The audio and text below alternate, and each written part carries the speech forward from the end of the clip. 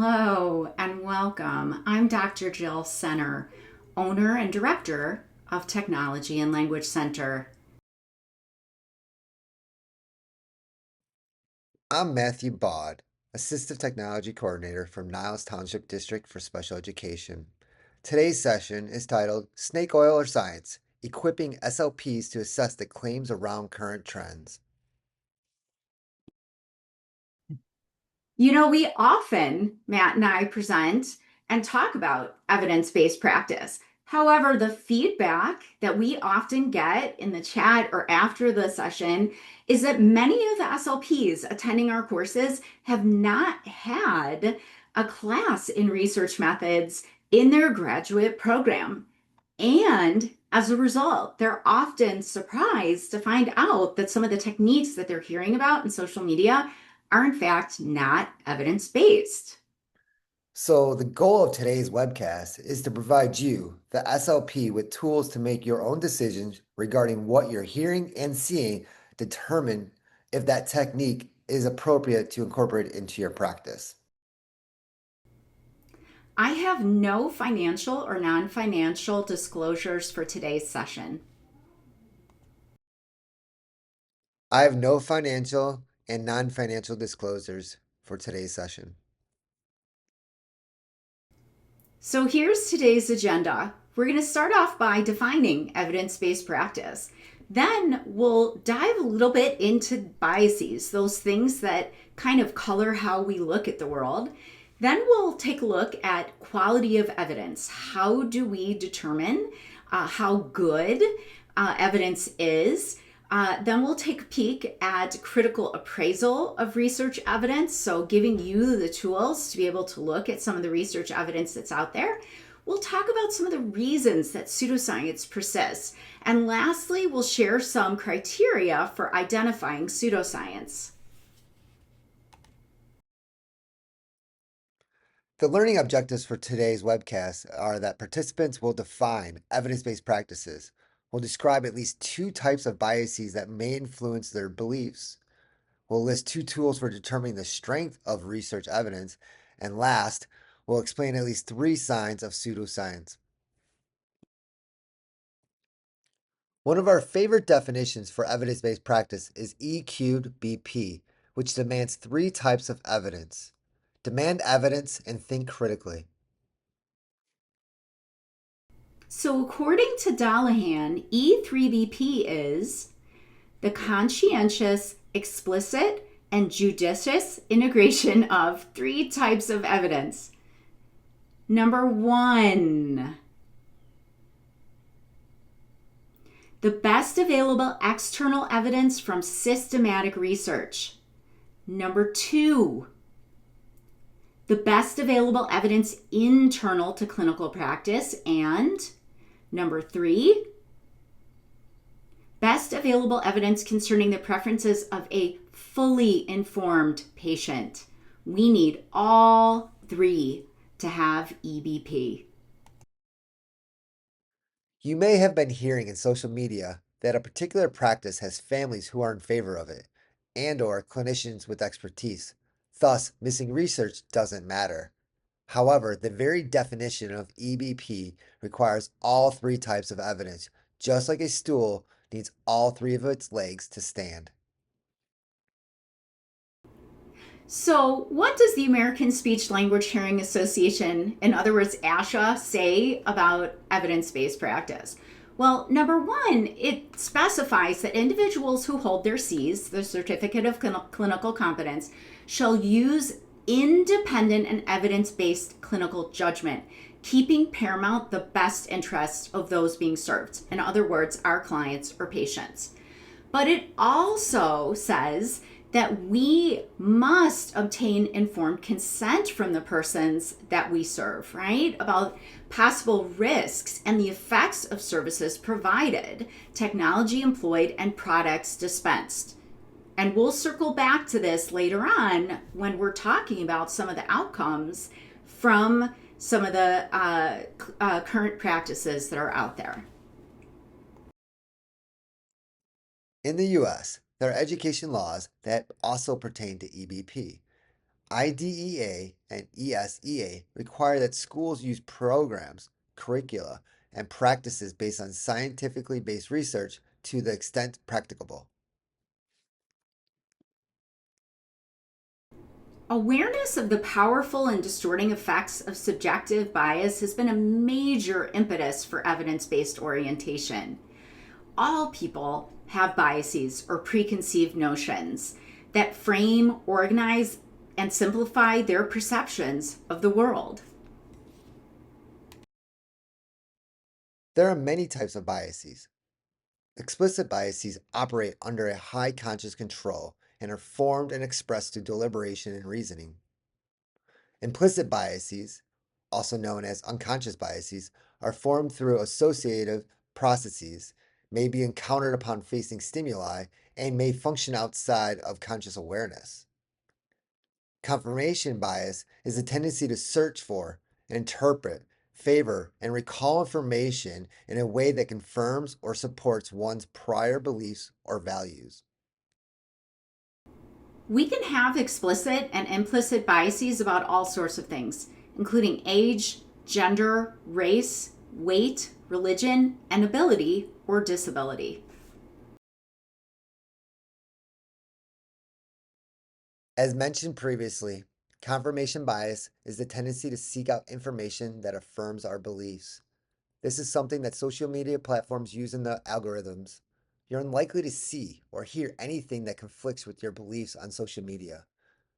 As Dallahan says, our strong preference for what we already believe to be true makes us poor judges of whether it is actually is true. Here's a fun cartoon by Sing Wilkinson from 2016, which illustrates the tendency for people to judge the truth based on whether they align with their personal beliefs, rather than evaluating the evidence objectively. In other words, confirmation bias. How do you know if a news story is true? If I agree with it. We also have a natural bias towards assuming that new things are better just because they are new. This is known as the novelty effect. However, the reality is that newer isn't always better. The reaching of scientific consensus is a product of an often lengthy timeline. It starts with something being observed and ends with it being fully explained. Subjective bias is the influence that research participants' knowledge about the aspects of the research has on their responses to experimental conditions and manipulations. So, in studies, there are things that we can do to help minimize this subjective bias and thus strengthen studies. One of them is blinding. So, studies can be either single blind or double blind. So, single blind is when either the patient or practitioner is unaware of which treatment the patient is receiving. But double blind, other personnel are kept unaware about information that could bias its findings. However, we can also use these active placebos. So, placebos are designed to mimic a treatment not only in superficial appearance, but also in as many other respects as possible. So, if you think about a drug trial, right, they won't have one tablet that looks like a white sugar cube and then another tablet that looks like a pink circle with an R on it. They're going to make both of them look the same so that no one can tell which is the real drug. In speech language pathology, we can do very similar things. But the purpose is to prevent patients and others from deducing the patient's treatment group assignment. Again, which can create this bias.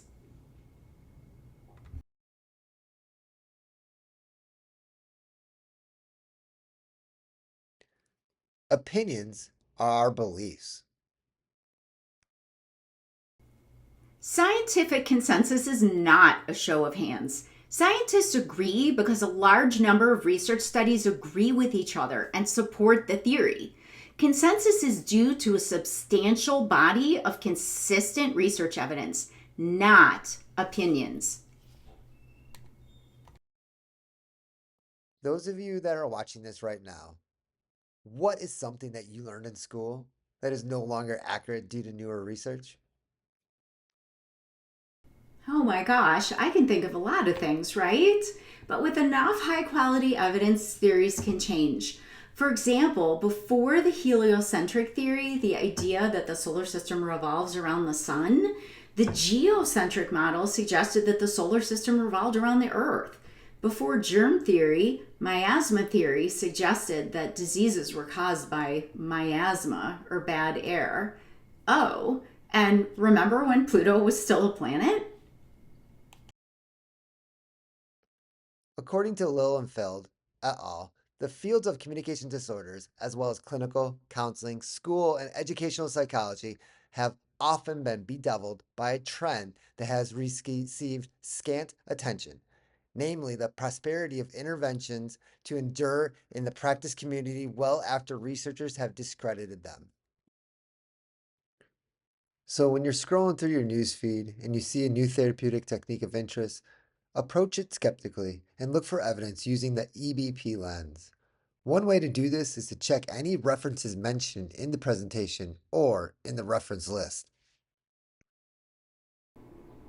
Some of you may or may not have seen this pyramid that kind of depicts quality of evidence. So at the very bottom, you have the red. That is the stop. That is low quality evidence. These are things like testimonials or expert opinions. However, really the orange is still a severe caution. These are things like individual case reports. And these are observational studies, but they are still individual case reports. When we start getting into experimental studies, now we have better strength of research. We have stronger research here.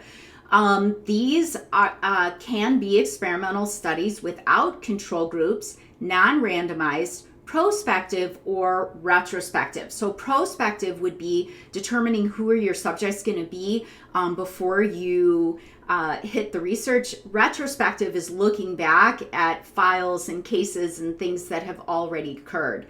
So when you get into the experimental studies, those that are non-randomized and without control group really are yellow, right? We get into better quality experimental studies when we start having randomization and controlled trials. However, the real icing on the cake, these really high quality studies, are those systematic reviews and meta-analyses. So a systematic review is research that just kind of collates all the empirical evidence around a topic to answer a question and evaluate the collective results, bias, strength, and consistency of evidence. And a meta-analysis is similar. It uses statistical techniques to quantitatively combine results from studies, right? Included in a systematic review to assess the statistical significance. So, how do case studies differ from anecdotes? Well, they follow a type of structure. They're qualitative research. They have elements of a research paper, including introduction, participant information, details of interventions, data collection with results, discussion, and study limitations. Case studies are a record of clinical interactions which help us frame questions for more rigorously designed clinical studies. But they cannot provide specific guidance on the management of successive patients. What about lived experience? Asking your clients and families about their personal experiences is extremely important. We greatly value lived experiences because they can frame the way that our clients look at the world. However, you cannot make sweeping conclusions about a population, treatment technique, or type of AAC system on the basis of one person's lived experiences. People can misperceive experiences, and anecdotes aren't controlled, and they often aren't typical. So let's talk about anecdotal fallacy, right? Anecdotal fallacy is use of a limited personal experience or single example to make a sweeping conclusion about a topic instead of compelling evidence. And really, testimonials are infamously unreliable. So here's one, right? My grandpa smoked for 70 years and lived to be 95. Smoking isn't bad for you. Ha ha ha. So, how do we evaluate the strength of a published research paper? Here's one checklist for evaluating research evidence proposed by Dallahan. Looking at the critical appraisal of research evidence, was there a complete research question, or PICO? Was the study experimental? Was there a control group? Were methods and participants specified prospectively? Was randomization used? Was a measurement tool valid and reliable? Was blinding used? And was the findings statistically significant? And just to make a note, always go to the source. Don't rely on someone else's interpretation of the research article or just the abstract alone. There's another free checklist online called the CASP. You can find a link in the show notes below. It has different checklists for different types of research studies. We strongly recommend that you use this or Dallahan's checklist when evaluating what you're seeing, hearing, or reading online. ASHA members also have free access to the ASHA journals. If you have access, this article is a tutorial specifically designed to help clinicians evaluate meta-analysis. A common roadblock is that many SLPs don't have access to university libraries and find it challenging to obtain articles. However, there are some free search engines like Google Scholar where you can often find copies of open source research papers. In addition, PubMed Central is also a free resource, as are the ASHA evidence maps. You can email the authors through ResearchGate or at their institution to ask for reprints. These links are included for you in the notes. Fake or fact? Why does it matter? Well, the guy pictured here on the right is Walter Freeman, a notorious American psychologist and neurologist who was a champion of transorbital lobotomy back in the day. And for those of you who are not familiar with transorbital lobotomy, it basically involves something akin to an ice pick.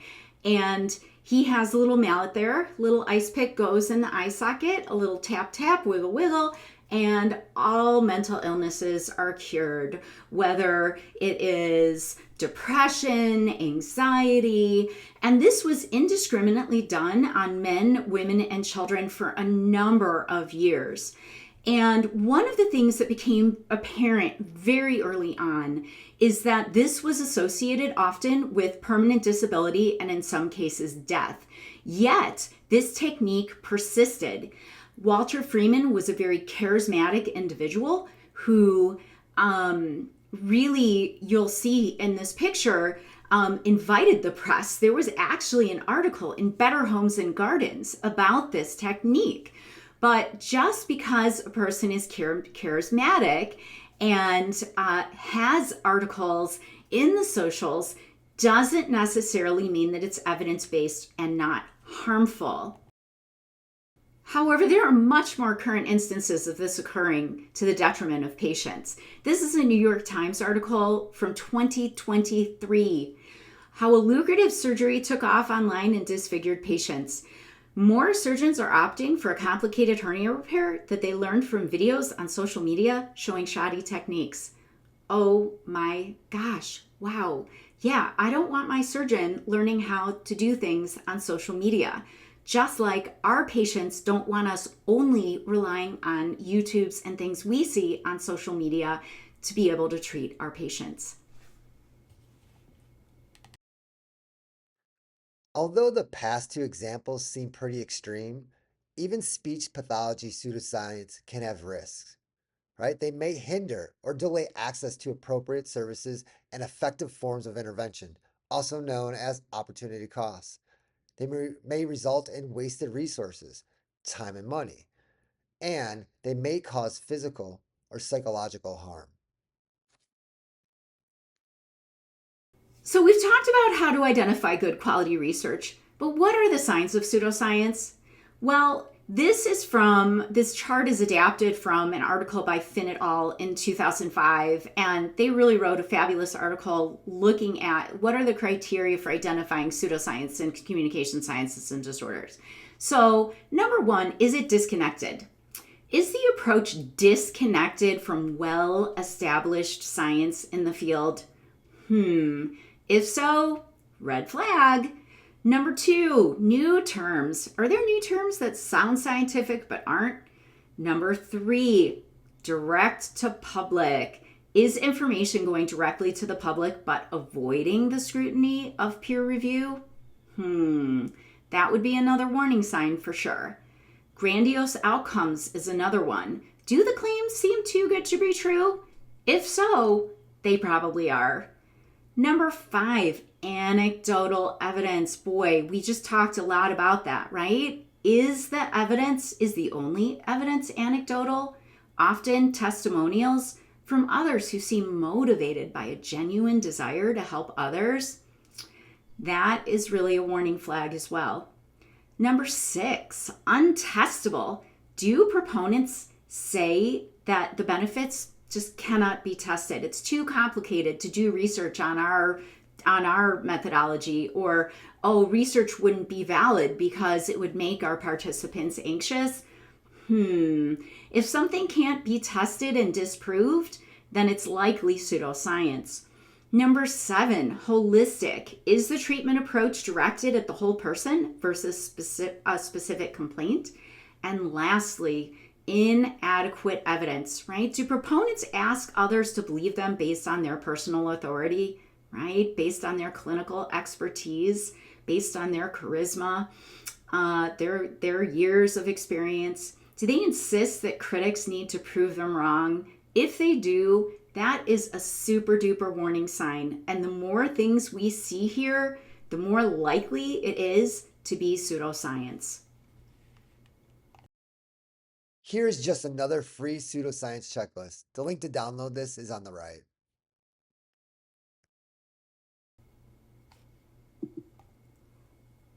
Science falls right in the middle of pseudoscience and science denial, right? We've talked a lot about pseudoscience. Really quickly, let's talk about science denial. So science denial is when someone refuses to believe because they have an impossible standard of evidence, right? We could have years and years of data and people are like, no, I'm still unwilling to change.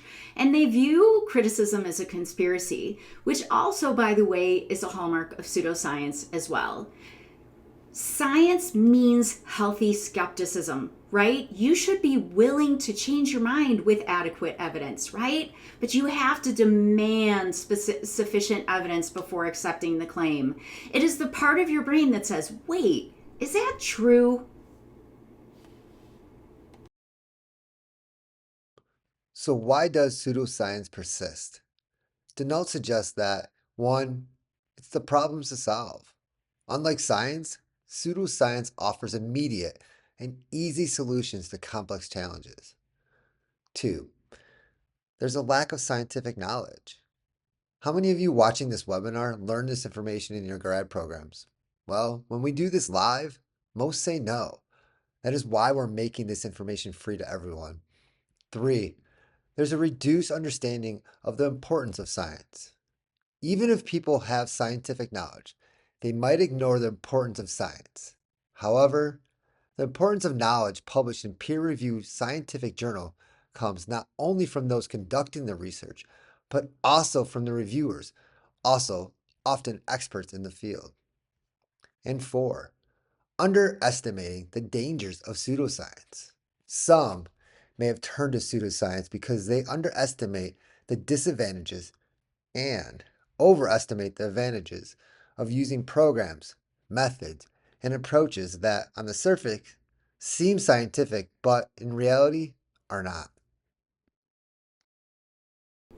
So, to recap, science welcomes questions. Proponents of pseudoscience often react with hostility following any type of questioning.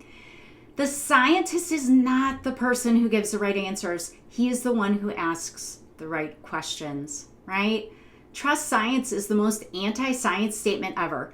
Questioning science is literally how you do science. Seriously, just say no to cyberbullying and SLP. No silencing those who disagree. No name calling and personally disparaging authors. No spreading mis or disinformation to discredit a researcher. No trolling or threatening a researcher.